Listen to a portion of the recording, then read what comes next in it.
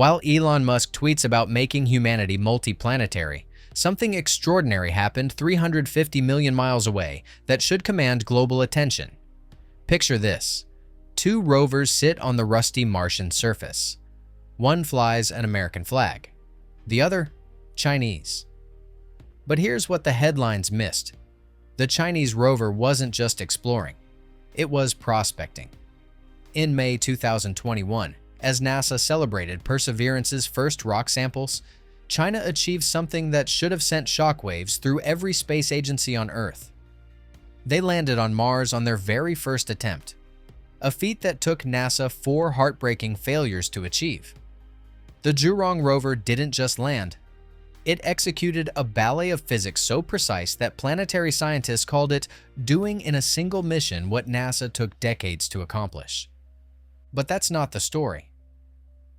The real story is what China did next. According to their own published timeline, largely untranslated in Western media, they're not planning to visit Mars. They're planning to claim it. And they're already 5 years ahead of schedule. On May 14, 2021, while the world slept, China rewrote the rules of interplanetary exploration. Their Tianwen-1 mission didn't just land. It achieved the triple crown of Mars exploration in one shot: orbiting, landing, and roving. Imagine trying to hit a bullet with another bullet while blindfolded, then doing a backflip and sticking the landing. That's what China did, on their first try. The landing site reveals their true genius. Utopia Planitia, a name that sounds like science fiction but holds science fact. Zhurong's ground-penetrating radar peered 2 stories deep into the Martian crust and found something extraordinary. 16 polygon structures beneath the surface, the frozen signatures of ancient water. Not just drops, an ocean's worth, locked in permafrost, waiting. Think about water on Mars like oil in the 1850s Pennsylvania. Everyone knew it was there, but whoever figured out how to extract it first would reshape civilization. China's rover detected these water signatures along a 1,171-meter traverse. That's like finding an underground river system stretching from the Empire State Building to Central Park. Roberto Orose, the planetary scientist who discovered Mars's underground lakes, put it bluntly, China is doing in a single go what NASA took decades to do. This wasn't luck. This was preparation meeting opportunity at 125 million miles per hour. But the Western media's response? A polite golf clap. NASA Administrator Bill Nelson offered congratulations wrapped in diplomatic language. Major news networks gave it less coverage than a celebrity tweet. While we weren't watching, China had just demonstrated they could thread a needle from another planet. The real revelation came not from what Zhurong found, but from what China published next. A 30-year Mars development plan, complete with extraction zones and settlement patterns. They weren't just visiting Mars. They were drawing up the lease. Mars isn't just another celestial body.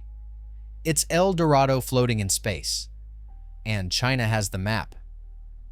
Imagine Earth's entire economy, every dollar and yuan ever created, compressed into rocks scattered across a planet nobody owns yet.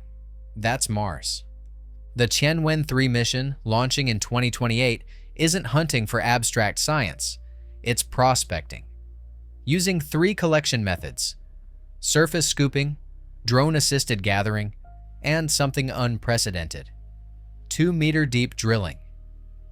That's like the difference between panning for gold and strip mining. While NASA's rovers scratch the surface, China plans to dig deep enough to find what Mars is really hiding. Here's what makes your smartphone work: rare earth elements with names like dysprosium and neodymium. China controls 90% of Earth's supply. Now imagine they control Mars's supply too. Every wind turbine, every electric car, every piece of advanced technology would flow through Beijing's fingers twice. Once from Earth, once from space. But the masterstroke is water. Perchlorate deposits on Mars can be converted into rocket fuel. It's like finding a gas station in the middle of the Pacific Ocean. Whoever controls Martian water doesn't just control Mars. They control every mission beyond it. Jupiter's moons, Saturn's rings, the asteroid belt's trillion-dollar rocks all require a pit stop at Mars. China's timeline reveals their urgency. They've accelerated Tianwen-3 by 2 years, aiming to return samples by 2031. Meanwhile, NASA's Mars sample return mission has ballooned from $8 billion to $11 billion, with no firm return date. It's like watching a chess grandmaster play against someone still learning the rules. The 2025 Tianwen-2 mission to asteroid 2016 H03 isn't a separate project. It's target practice. Learning to grab resources from a spinning rock prepares them for the ultimate prize. Chinese scientists have published a roadmap for an end-to-end space logistics system by 2100, with Mars as the central hub. They're not thinking in election cycles. They're thinking in centuries. Space law is built on a foundation of hope and handshakes. The 1967 Outer Space Treaty, signed when Mars was just a red dot in the telescope, says no nation can claim celestial bodies. But here's the trillion-dollar loophole. It says almost nothing about what private companies can do. China has been preparing for this ambiguity like a lawyer preparing for the case of the century. In 2023, they established 141 commercial aerospace companies. Commercial in name, state-backed in nature. It's like incorporating the Pacific Ocean. Technically legal. Practically imperial. Watch what China did in the South China Sea. They took submerged reefs, patches of ocean nobody thought twice about, and built them into military bases. Now they're airports, missile sites, sovereign territory in all but name. They created facts in the water that no treaty could wash away. Mars offers no water to muddy, just clear, empty land waiting for the first flag. Article 12 of the Outer Space Treaty contains 7 words that change everything. All stations, installations, equipment, and space vehicles. It assumes there will be buildings on other worlds. More critically, it suggests the owner can deny access.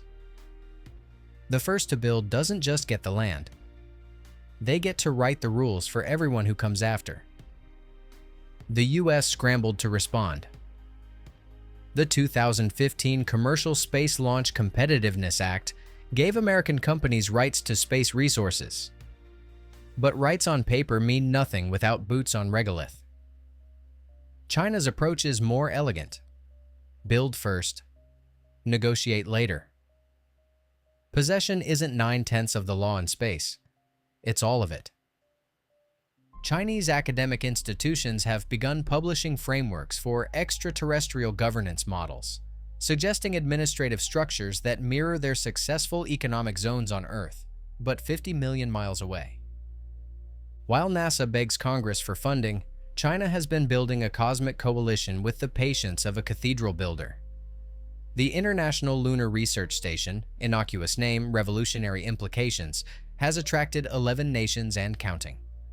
Russia, Pakistan, the UAE, Venezuela, Belarus, Egypt. It reads like a list of countries frozen out of Western space programs, now offered a seat at the Martian table. Over 40 institutions worldwide have signed cooperation documents. That's not collaboration. That's building a parallel space establishment. China's offer is seductive in its simplicity. Free riding plus data sharing, as CNSA officials put it. Translation: join us, and we'll share the universe. Think of it like the airline alliances that reshaped aviation. Star Alliance, One World. Except this alliance comes with mining rights to another planet. China offers developing nations something NASA can't: Mars colony slots in exchange for current Earth-based support. When the UN votes on space governance, China will have a dozen hands raising in unison. Russia brings more than nostalgia to this partnership. Despite the Ukraine war straining every other relationship, Putin signed into law cooperation on the ILRS project in June 2024. Russia's decades of keeping humans alive in space, the life support systems, the psychological protocols, the art of not dying in a tin can all flow into China's Mars program. Chief designer Wu Weiren's goal crystallizes the ambition: attract 500 international research institutions and 5,000 researchers by 2035. That's not a program. That's a new world order with Chinese characteristics. Every scientist who joins, every nation that signs on becomes invested in China's success. It's brilliant. It's terrifying. It's happening right now. The Artemis Accords, America's attempt at space coalition building, has 39 signatures. Impressive, until you realize most are traditional allies who would sign anyway. China's coalition pulls from the excluded, the ambitious, the hungry. They're not joining because they love China. They're joining because China is offering them Mars. Space isn't where China goes to escape Earth's problems. It's where they go to solve them. With a population aging faster than fine wine, and an economy showing stress fractures, Mars offers Beijing something precious, a story of inevitable triumph that transcends earthly troubles. China's space budget tells the tale in numbers that make NASA executives weep. From $3 billion in 2020 to $19.5 billion in 2023, a six-fold increase while NASA's budget flatlined. That's not an investment. That's a declaration of intent written in rocket fuel. President Xi understands something fundamental. Space has huge public awareness and pride. It emboldens the Chinese people, gives them a strong sense of nationalism. While Americans argue about healthcare and Chinese citizens worry about property bubbles, both nations can look up and dream, but only one is turning those dreams into launch schedules. The military dimension lurks beneath every civilian announcement. The April 2024 reorganization of the People's Liberation Army wasn't subtle. It explicitly emphasized strengthening China's military presence in space. Every life support system that keeps a Mars colonist breathing could keep a submarine crew alive. Every communication relay that talks to Mars could coordinate satellites over Taiwan. China's 25-year plan to become the world's leading space power by 2050 isn't a wish list. It's a procurement schedule. They're pursuing answers to humanity's biggest questions: dark matter, dark energy, the origins of the universe, extraterrestrial life. Whoever answers these questions first doesn't just win Nobel Prizes. They win civilizational authority. The moon serves as Mars's dress rehearsal, 3-day trips to test technologies for 3-year missions. Every gram of lunar regolith processed, every solar panel deployed in lunar dust, every problem solved in 1/6 gravity prepares them for 1/3 gravity on Mars. NASA talks about returning to the moon. China never left. They just moved their rehearsals from Earth to space. Time is the resource nobody can mine, and China is spending it better than anyone else. Their published timeline reads like a countdown to Western irrelevance. Tianwen-3 launches in 2028, returns samples by 2031, crewed landing by 2033, permanent base by 2035. Each date isn't a target. It's a promise backed by treasury funds and political will. NASA's timeline reads like a prayer to the budget gods. Mars landing by 2039, if Artemis succeeds, if Congress funds it, if SpaceX delivers, if nothing goes wrong. That's not a plan. That's a hope wrapped in a PowerPoint presentation. The independent assessment is even bleaker. NASA needed to choose their Mars architecture and begin development in 2024 to meet a 2039 landing. That deadline whooshed by like a missed launch window. Between 2028 and 2035, China will deploy 15 major space science missions. Not proposals. Funded, approved, building right now missions. While NASA debates whether to send 4 astronauts or 6, China has already begun training colonists in Gobi Desert facilities that simulate Martian conditions down to the atmospheric pressure. The advantage of authoritarian planning versus democratic deliberation has never been starker. NASA must justify every bolt to a Congress that changes every 2 years. China's space program answers to a party planning for 2049, the centennial of the People's Republic. They don't think in fiscal years. They think in dynasties. Space News captured the disparity in one damning sentence. While China charges ahead, NASA's Mars sample return mission restructured after costs ballooned from $8 billion to $11 billion. It's like watching someone rebuild their engine while their competitor speeds past the checkered flag. The untranslated Chinese documents contain a phrase that should chill every Western strategist. The universe is an ocean. Mars is Huangyan Island. If we don't go there now, even though we are capable, then we will be blamed by our descendants.